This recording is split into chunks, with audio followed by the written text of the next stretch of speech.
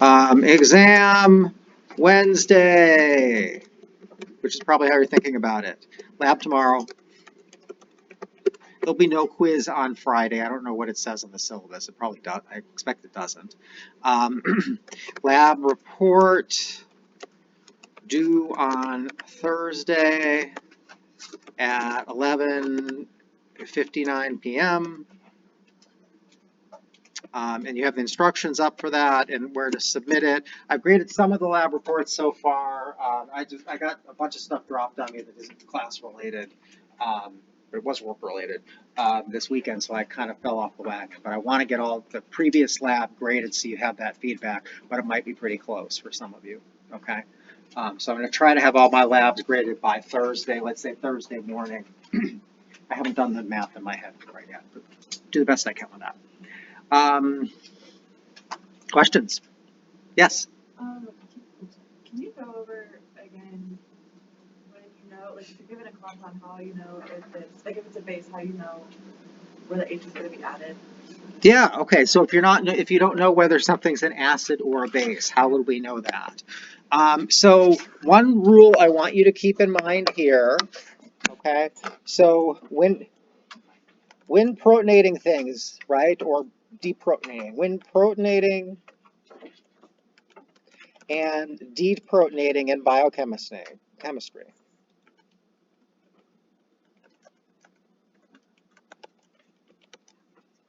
All right. Remember that we're going to be between pH 1 and 14 in biochemistry, right? So we don't do any of that crazy organic stuff. So first thing, look for amines and carboxylic acids.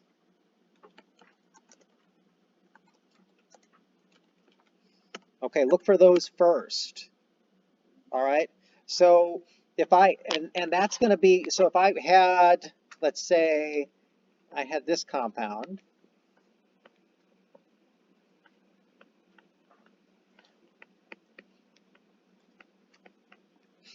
Okay. All right.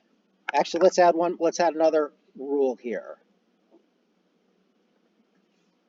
Okay. Oxygens always neutral or negative. Nitrogens always neutral or positive. Okay, another good set of rules. Now we violated that set of rules when we made hydronium ion, right? But that's like this acid and base, and they're in super low concentrations. Physiological pH, a hydronium ion concentration is 1 × 10⁻⁷ molar. All right. Even in this class, when do we go down to 1 × 10⁻⁷ molar? Outside of that, not really, right? Now I'm not going to talk much below. I'm not really going to be talking about micromolar. When we talk about drugs, we may actually get down that low in terms of concentrations, right? Good drug binds. It's nanomolar. You need nanomolar concentrations or even less. Okay, but generally that's what's going on. So looking at this, what's gonna happen? Is it gonna protonate anywhere? It's not, because if I protonate this hydrogen, what's gonna happen? Or this oxygen, what's gonna happen? Not gonna protonate the hydrogen. Protonate the hydrogen, I'll get a two bonds to hydrogen frowny face on my test. Okay, so if it binds the oxygen, what's going to happen? The oxygen will be positive, right? Because I'd have 3 bonds to oxygen. If I have 3 bonds to oxygen, it turns positive, right? Just like hydronium ion. Okay, how about here? Is it going to protonate here? No.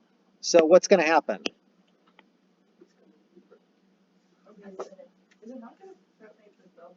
It's not going to so if it had to protonate, if you made it protonate, like you got the pH low enough to make it do that, that's where you would get it actually.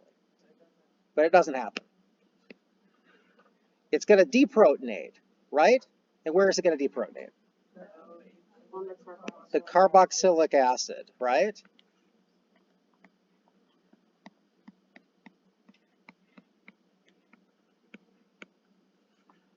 All right, so in organic, you might have deprotonated hydroxyls a bunch. When you did that, you were adding base. You were had a pretty basic solution to do it. I can tell you looking at this that, well, I don't know how this influences it, but these are like pKa 10. So they are actually in our range. But if I was to give you one of these, I would point it out. Or if I could tell you that it's the acid form. So let's say we were talking about, if I wanted to make it a little more complicated, I could give you this, and I could say it's an acid, right? The acid form is shown, draw the base form. Now, what choices do you have? You really, all you can do is deprotonate. But I probably won't do that. You'll probably get amines or carboxylic acids, okay? This would be kind of advanced because I've told you OHs, don't worry about OHs. But, you know, if you have no other choice, if I tell you it's an acid, that means you have to deprotonate somewhere, and you're not going to deprotonate a carbon. That makes sense? Okay, but really, look for carboxylic acids, look for amines. Protonate the amines if they're not protonated, or deprotonate them, okay, if they're positively charged. And for carboxylic acids, protonate them or deprotonate them as appropriate.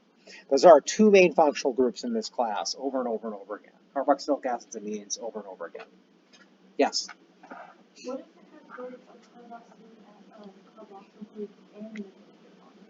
And like, would you tell us if it was acid base one and then draw the other one, or would you just have to? Well, let's say we've got amino acid. So that's a good question. What if it has both of those? I'm not going to quite finish this. So I'm not. So I've got an amino acid. Let's say it's valine. Give me a pH. 12. 12. That's a great pH. Okay, so pH 12. All right, so at pH 12, this is going to be deprotonated, and this is going to be, I think, deprotonated actually.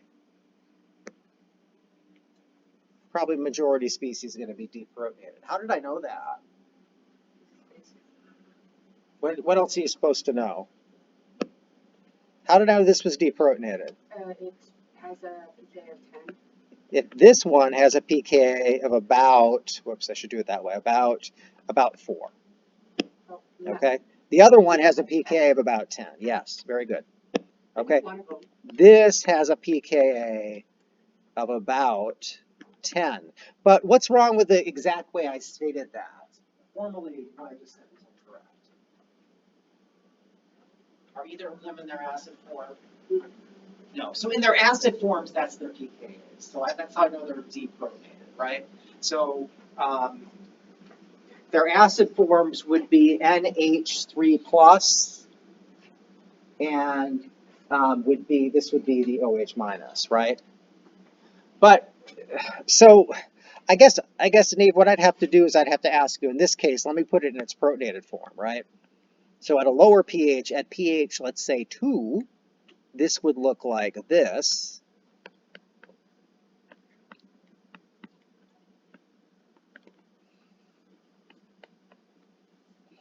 Okay, at pH 2, which proton am I going to lose first? This is good practice. But which one? So with pKa for this, if I'm going to erase my little arrows, because really it's incorrect to take the deprotonated group and call that the pKa. Okay. I might say the pK for the acid form is blah, and I might be giving you the basic form. Okay. But which am I going to lose first in terms of pH? This is pH 2 right now. I start raising the pH. Not the NH3, because I have to, for me to lose this H, for the most of my stuff to not be protonated, right? Because it's all mixtures. But I raise my pH, or raising my pH, this one's going to come off first, because once I get over pH 4, that one comes off, right? Now I'm treating it as they're all one another. Remember, they're all mixtures, right? At pH 4, how much of this is protonated versus how much of it is deprotonated at this position? It's half and half, right? When the pH is equal to the pKa, we have half of one and half of the other. All this making sense? Mm-hmm. Okay. So this one would come off first, and then this one would come off, if I did that. Okay. I probably won't, but it still was worth talking about because we talked about the pKa's and how to figure out what's what. Neve, did I cover? Okay. Somebody else you guys want to talk more about pKa's? Do you want to do a Henderson-Hasselbalch? Okay. So let's change my molecule up here. Okay.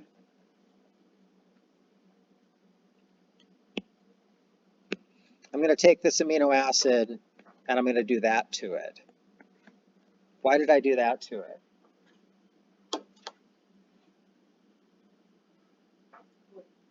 I removed its ability to be a protonatable functional group, right? In terms of our range, right? I've got 4 things on it. I'm not going to take a methyl. We're not taking a methyl group out off. All right. So now I've got a problem here. I've got my pKa. I've got only one pKa here. I've got the acid indicated. So for the modified valine, it's amino acid above,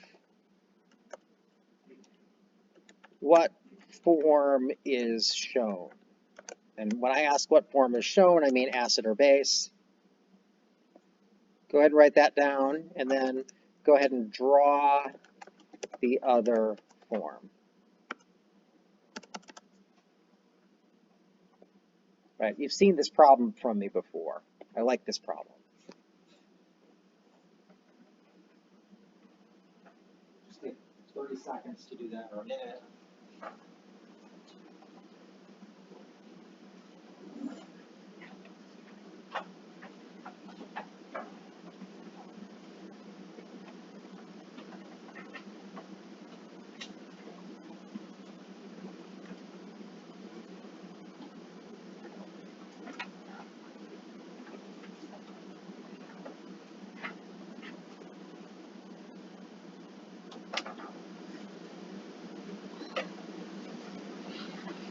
How did I know this was positively charged?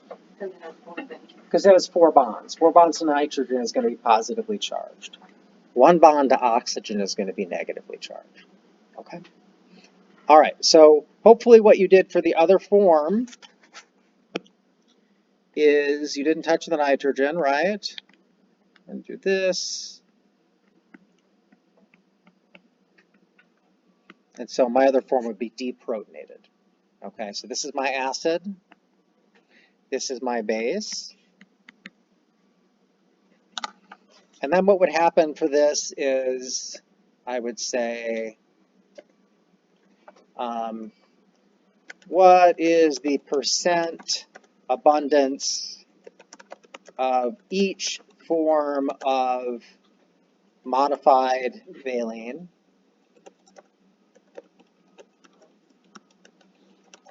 at pH 3.5?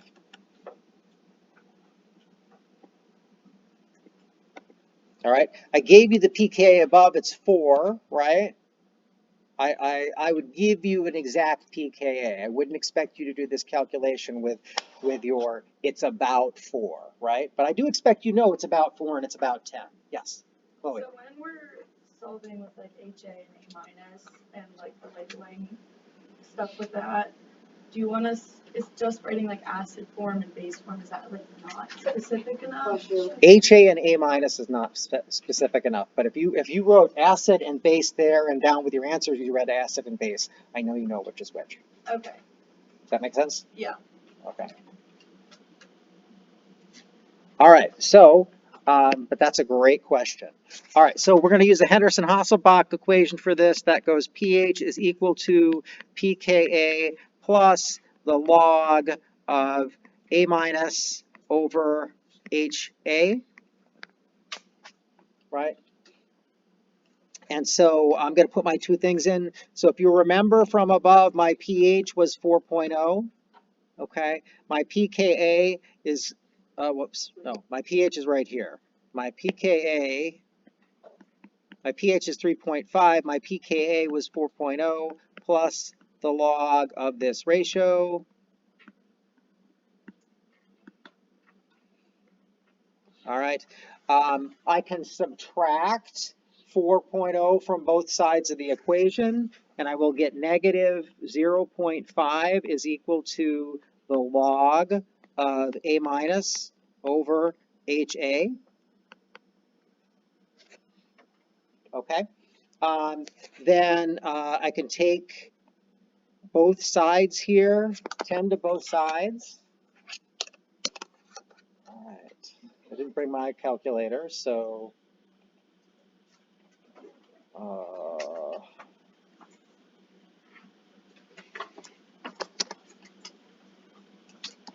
there it is. All right, so where the heck is the shift key?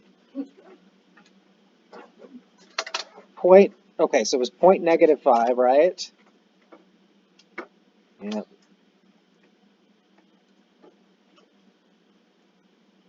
All right, you're just going to have to give it to me. 0.32. Okay, so it's a negative number, so I know it's going to be less than 1, so that sounds right. Do other people get that? Yeah. Okay, 0.32, and that's equal to, well, my log goes away, that's going to be equal to A minus over HA, all right? And so 0.32 HA is equal to A minus, right? I can multiply HA times both sides. And so now I have something that has A minus by itself. I need another equation. I have two unknowns in one equation, so I can't solve this. So I can say 100% is equal to HA plus A minus. All right. I have A minus by itself in both of these equations, so I can take this HA and I can substitute it in for A minus. And now I have 100% is equal to HA, which is 1 HA. It's the same as 1 times HA, plus 0.32 HA. 1 HA plus 0.32 HA is 1.32 HA. So 1.32 HA is equal to 100%. All right, this I think I can do on this calculator, assuming about 76%. Okay, other people get that? All right, so HA is equal to 76%, which means A minus is going to be equal to, I could put it in 100% minus 76%. Okay, people are right with just doing it in my head? Equals 24%. These need to add up to 100%. All right, and then I could just write acid and base here, and then I've communicated I understand which goes with which. All right, I realize it's a little redundant. I could also like do this sort of thing. There's a HA. I mean, I would have a test so I could see all of it at once. There's my acid.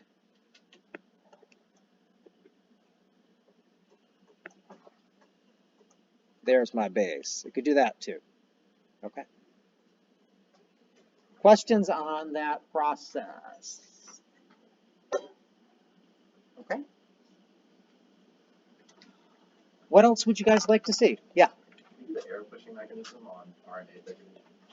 Yes. Okay. So what I would do if I was to give you the arrow pushing mechanism as opposed to the explanation. So on your quiz, I was looking for you to say the 2' hydroxyl on RNA is a internal nucleophile. Okay, you said that, I stopped reading no matter how much extra stuff you wrote, and I moved on to the next, gave you full credit, moved on to the next problem. Some people, you didn't have to use the word internal nucleophile, but if you said it attacks the phosphate or something like that, that was full credit as well. But that's what I was looking for the explanation on your test, and lots of folks had a problem with that.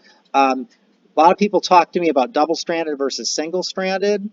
That's not what's going on there. So I'm gonna, to save time, I'm not gonna draw my bases. I'm gonna go ahead and just write base.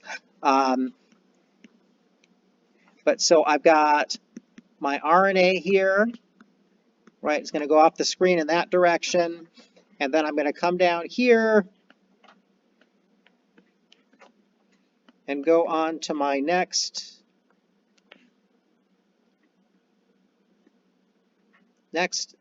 nucleotide.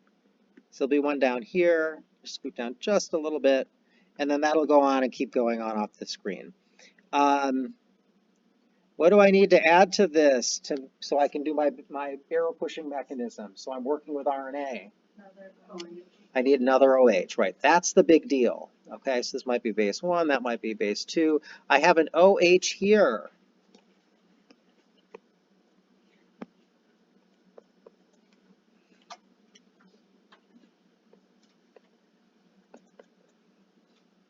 All right, so the best way to do this would be that you'd have maybe a base come in over here. Could be all sorts of kinds of bases. Now, biochemistry has these weird things where lots of things get shown happening all at the same time, which they might be or not. I haven't read the research on this. I don't know whether this is sloppy or whether it's actually how it happens. But if I was to use this base, let's say I put the base there, then I want you to use it. But if I was to use this base, it would pick off that proton, right? These electrons here, if I'm going to do it in one step, which you would do on the test, these electrons then could come down here and attack, and that could bump these electrons up here, okay? Actually, yeah, I would accept that. In organic, if it's going to be a concerted mechanism, really, all at once, then you'd do an attack there, and then these electrons would come up here. That's the way I would do it, okay? But if you decided to do something like this, you could do this, and then do this, and then do this, right? Like it was a couple steps. You see what I'm doing? Remember in organic, you attack the carbonyl. It's kind of like a carbonyl, right? You pop the electrons up, they come back down, they push out the leaving group. Sure, yeah, it shows you understand what's going on, okay? Things get weird. I mean, this isn't in an enzyme, but it is all right next to each other. So you can get some weird things that happen that you might not otherwise see. But so that's what I do. Otherwise, if you didn't have the base, you could take 2 electrons. You could just spontaneously grab these 2 electrons here and have them do the attack. That would be, I'd be okay with that too. All right. But I need an attack from this, some oxygens, some electrons on this oxygen, on that phosphate, and this leaving. Okay. And then if I was to draw this again, I'm going to run out of room. But my products are going to be, let's say that keeps going up that way. This is still base 2. So I just made a bond between electrons on this oxygen, either those or this one, and that phosphate, right? This bond is left unchanged. So what I'm going to end up with is one of these circular sort of things, right? It looks like a 5-membered ring. I'm going to end up with a phosphate, and we had one leave.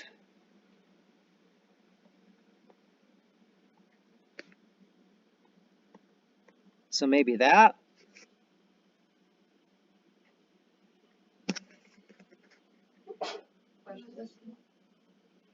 All right, I haven't lost, I was just checking to see I hadn't lost any atoms. And then the other side of this just looks like this. We've got a negative here.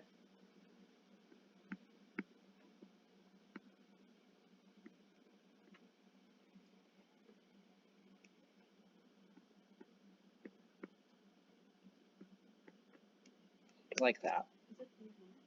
Okay, what was that? Did I? Oh, yeah.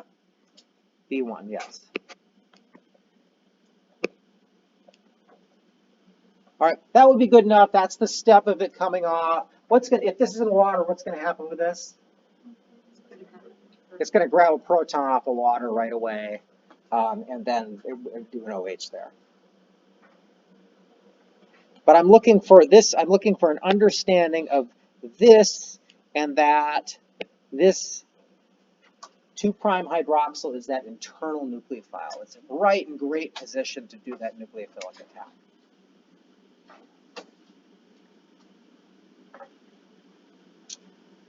Questions? Okay.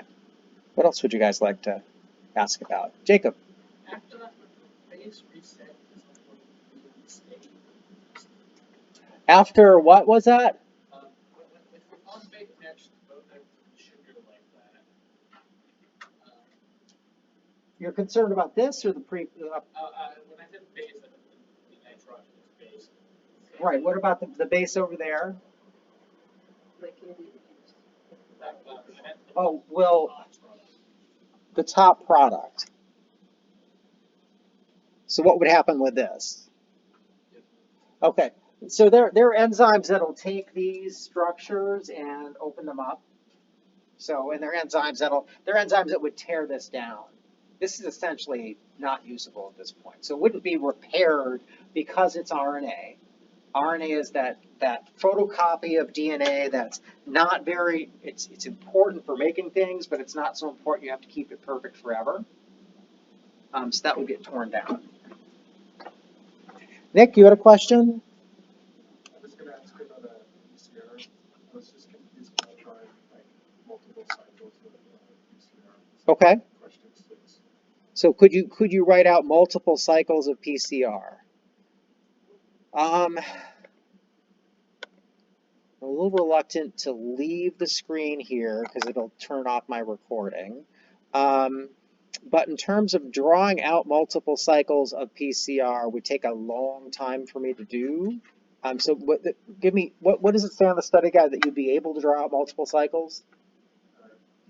Draw the most abundant product after that. So. Oh, okay, that's easier. Great. All right, I am not, if you remember from the animation, do you remember how it went through some cycles and then once you got to the fourth cycle and the fifth cycle, it had these really short products that were growing in, okay? That's because those products, the products that are between it's because the products of each cycle end up being the templates for the next cycle. So let me go and write a sequence. 5' CAGG, TACG, make that a C, TTAGCT. Okay, so I made that. I should have typed this, but anyway, 3' G. So I'm going to put the complement here.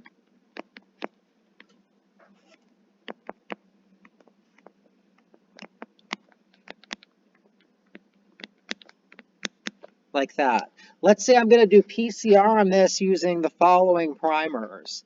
Let's say one of them goes 5' G, C,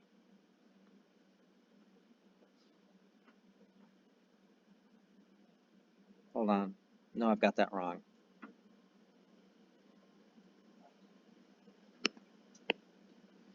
It goes 5'. I'm going to go G, no, I had a GCTA. Okay. TA, I'm going to need another one to make it unique. G? Okay, let's try that. That's one of ours. And then the other primer is going to go AACG. And let me look real quick. That's good. Okay, 3'. All right, where are those primers going to sit on this? Go ahead and try and figure that out. Well, I try to copy this down below.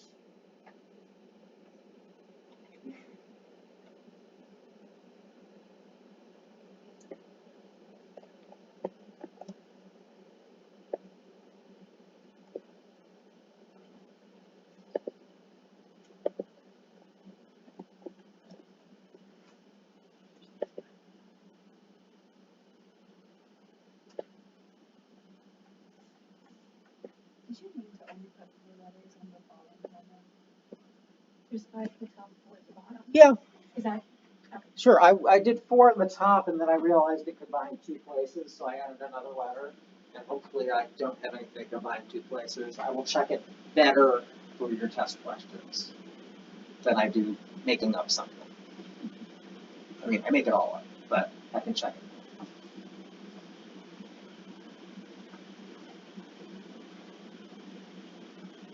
All right, and so when you're trying to scan for these, look for something unique in the sequence. And remember that your sequence is going to match something on the other strand, right? So I'm going to, for time, I'll jump in here. Have people tried to look for it, or have you just been copying down A's, G's, and C's, and T's this whole time so far? Copy. Copying? Shall we go 1 more minute? Yes, please. Okay.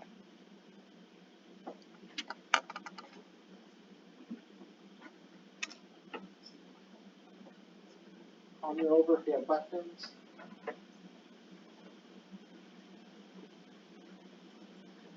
Remember that if, unless I screwed up the problem, that your primers, the 3' ends of your primers, when they're bound, need to point at each other for PCR to work.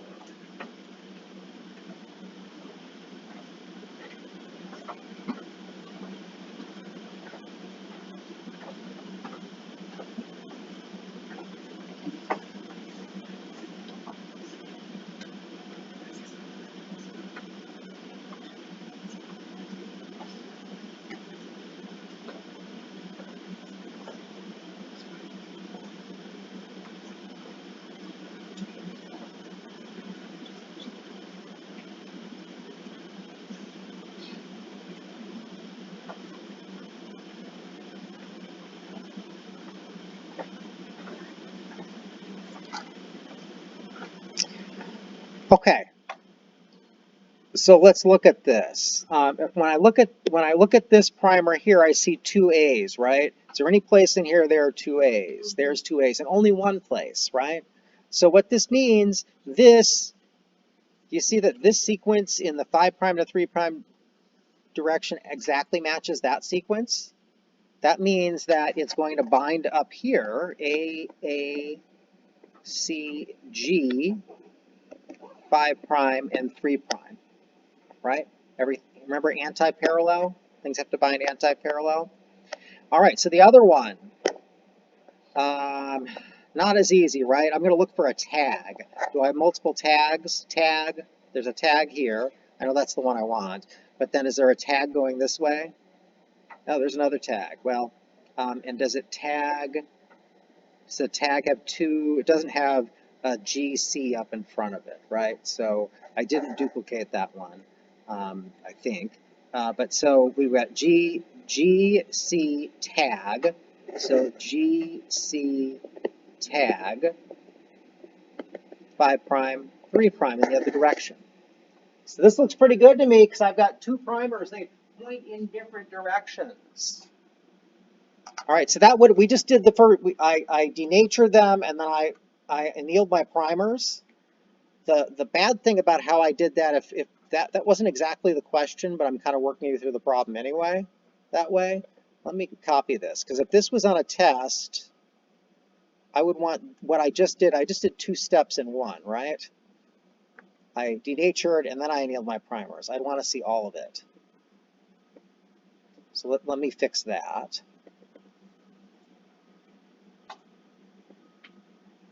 Oh, come on.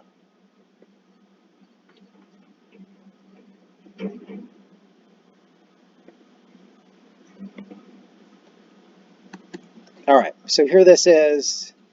So what I'm going to do is go up here and I'm going to erase these.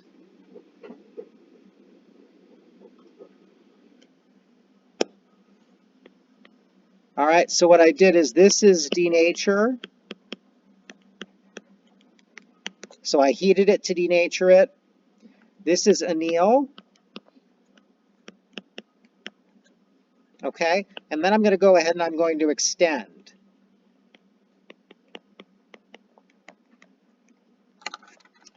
All right, and so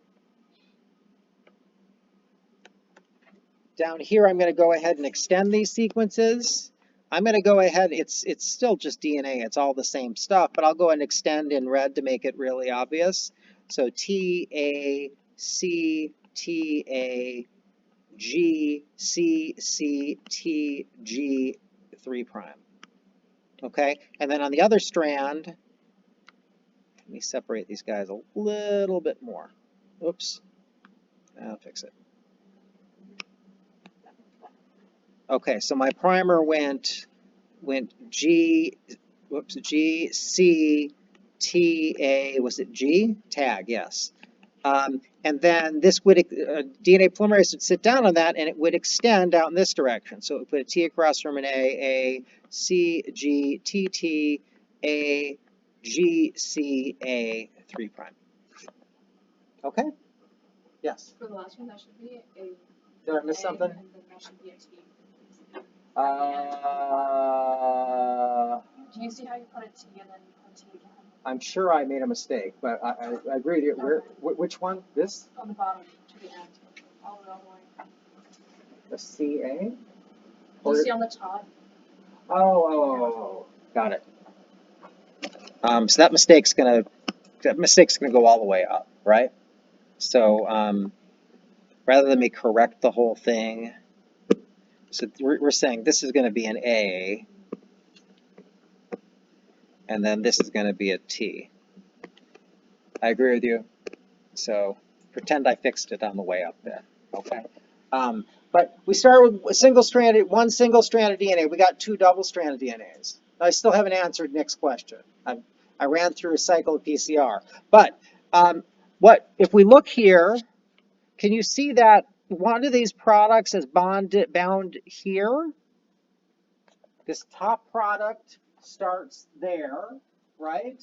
And this bottom product starts here, okay? And so when the next cycle happens, I'm going to have this primer bind to this product, which can act as a template here, and it's going to go across, and it's going to stop here, because there won't be any template. Does that make sense? Okay. I can break out for the video, but like I said, I'll lose my recording. How many people care? Do you care if we lose the recording? Let's see. Yes, okay. Have me do it at the end, okay? But what you end up with is you have 2 primers, and if you take the 5' end of one primer and the 5' end of the other primer, that's going to determine what the sequence is. So if I look what's bounded by here, I'm going to have a G, C, T, A, G, T, A, C, G, T, T, okay? I'm taking what's bound by my primers on this sequence, and then the complement, because it's going to be double-stranded. So that's going to be 5', that's going to be 3', C, G, A, T, A, C, A, T, G, C, A, 5'. So after 5 cycles, this is your majority product. After 10 cycles, everything else is just tiny, okay, in terms of how much it is. Much smaller fraction of a percent. Nick, did that cover it in terms of what it is? And then I can better show its why quickly with the animation. Otherwise, I'd have to write out 5 cycles of PCR, and we'd be here till 2 or 3. So it's just the primers. It's just bounded by the primers, right? And the reason why it happens is because your products serve as the template for the next reaction. And so eventually, so this product is already shortened on this end, right? The next round, when this acts as a template, you'll get a primer that'll bind here, and now it'll be fully shortened on both ends. Which is probably hard for you to see at this point, but remind me to do the animation at the end. Yes. I have a question. Oh, can we let Bridget? Bridget was next. So let's Nick, you're good? Nick, did I get your question? Okay. I was gonna ask to draw the formation of the nucleic acid, but real quick. So it's gonna be that no matter if you do 9 or 16 or 20. Yes. Okay. Yes, and I'll give you a number that's big enough that it would be. You just have a little. The majority product is really we saw that they're equal at 4. right? It's half of this at 4 and half other things at 4. And so at 5, it's the 5 cycles of PCR, it's the majority product. Okay. Yeah, can you draw the Arrow-Bushra mechanism for the formation of nucleic acid? Sure. The addition of a nucleotide.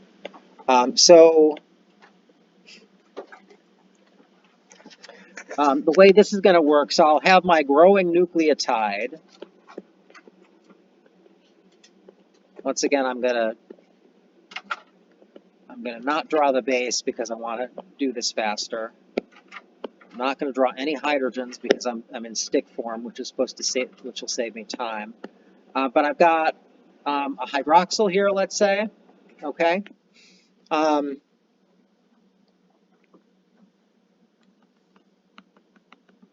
then I've got my incoming base that's going to be added. And this is happening in an enzyme. Okay. So my incoming base is going to look like this. Or my incoming, I should say, nucleotide.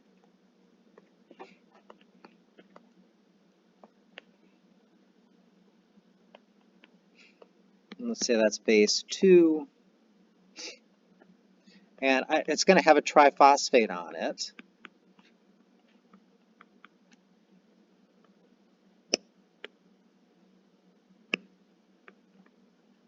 Now, you wouldn't need to draw this from scratch. I'd give you the starting things. Just like for the RNA, I would do the same thing. Uh-oh, there's not more room over there. All right, so this is what a nucleotide triphosphate would look like.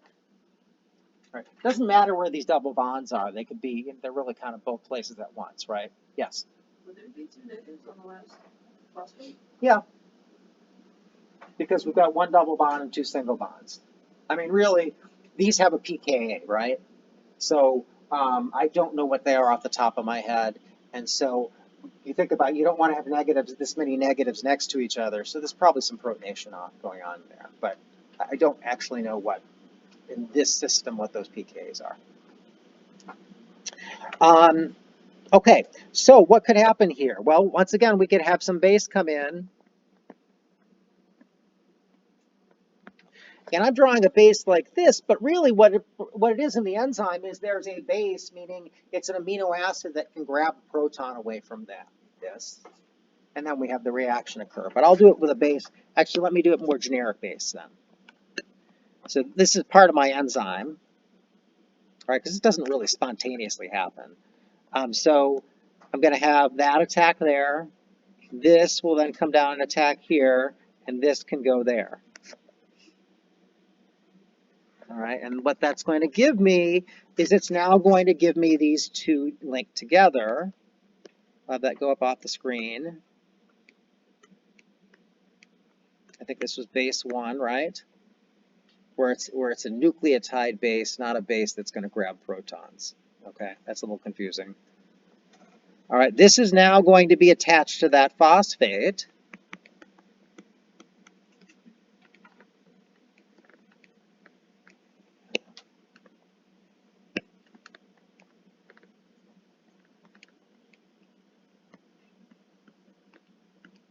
And now we're ready to attach another one.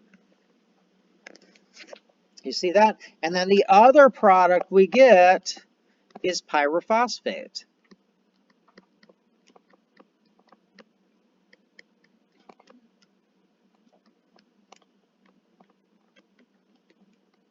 Which also has a bunch of negative charges on it, and I don't know what the pKas are for those, okay? But it might be that they're actually, some of them are actually protonated. And do you remember what happens to the pyrophosphate?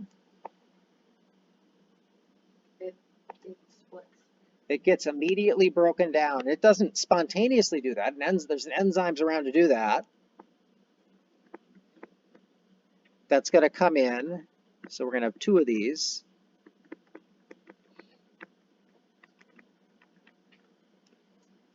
Okay, phosphates like that.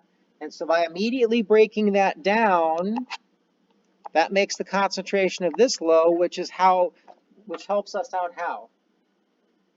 It's going to, Le Chatelier says if that concentration is low or lower, you pull this out of solution, and you're going to shift in this direction. Okay. The other way to think about it is that this reaction right here alone is negative 19 kilojoules per mole, right? Negative 19.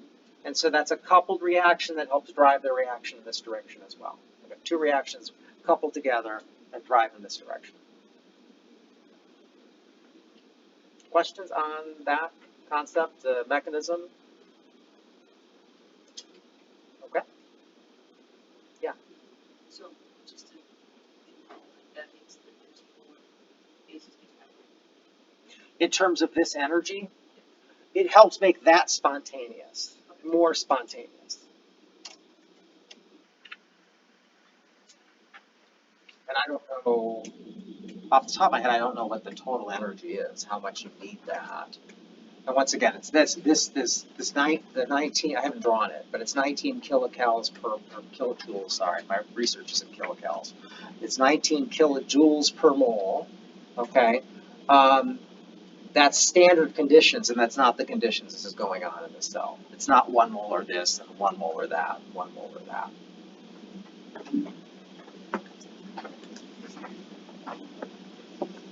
Okay, other questions about that?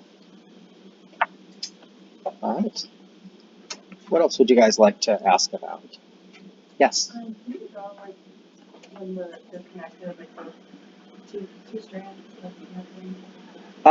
So you want me to draw two strands double together, now hydrogen bonded together, showing all atoms?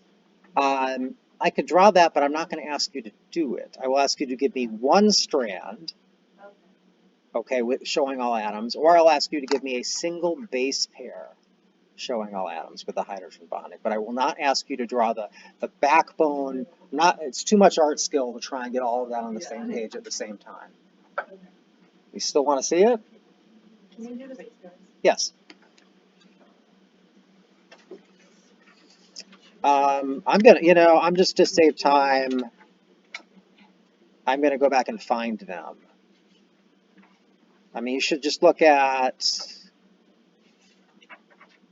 it here? All right, we had plasmids and supercoiling. That was the beginning of DNA. We had stuff up your nose. Here we go. It's on this page. Bingo. Okay. So, so this is what you want to look at. It's kind of busy, right? So if I was to redraw over here, let me do the AT base pair. And the way I have these memorized is I generally, okay, before I had all of them memorized. What I had was some of them memorized, if that makes sense. And so what I would do is I would do one from the other. I knew what the hydrogen bonding was, so I knew where the functional groups had to be. So before I actually had all the bases memorized, I'm not going to call it cheat, but my little crib thing was I draw the one I knew, and then I knew it hydrogen bonded. If I knew A, which is kind of easier, right, because all it has is this amine group coming off of it, then I just remember that T had to have something across from that. Okay, T also has more than that. So if I'm going to draw my T next to this, I really want the bar gives me more space. Nope, that doesn't do it either. Sorry, I just want more space to work with. I'm going to lasso this T, and I'm going to try moving it up here and see how it works. Okay, so that almost gives me room to do what I want to do. So I need to have then, I'm going to have an oxygen so I'll have a hydrogen bond that goes here, right? And then if I remember my T, there's a nitrogen that goes there, there's a nitrogen that goes there, and that. So looking at my oxygens, I can't add any more double bonds here, right? If I have, how many bonds do I have nitrogen there? So I'm going to use my chemistry experience as well. How many bonds to nitrogen? 2. So what do I need to add? I need to add an H, and look where that H points. Isn't that nice? And so here's my hydrogen bond, and here's my other hydrogen bond, and then this connects up here. So this here and here are going to the riboses that are part of the backbone. So we should just write C1. Or just, if you just do that, I know what you mean. You could do R.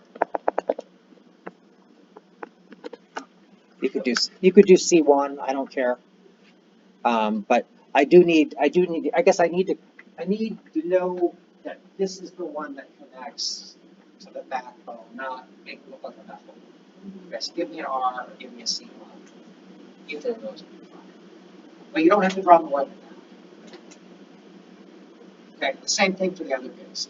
If I ask for where the major groove was, it's the bigger one. So if you think about sweeping out the area between the backbones, that's the major groove, that's the minor groove.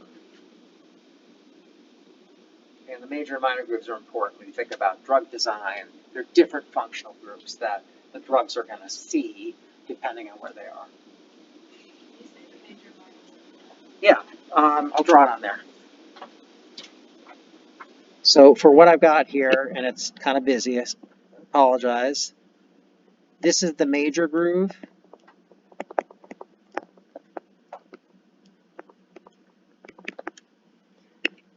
And this here is the minor groove.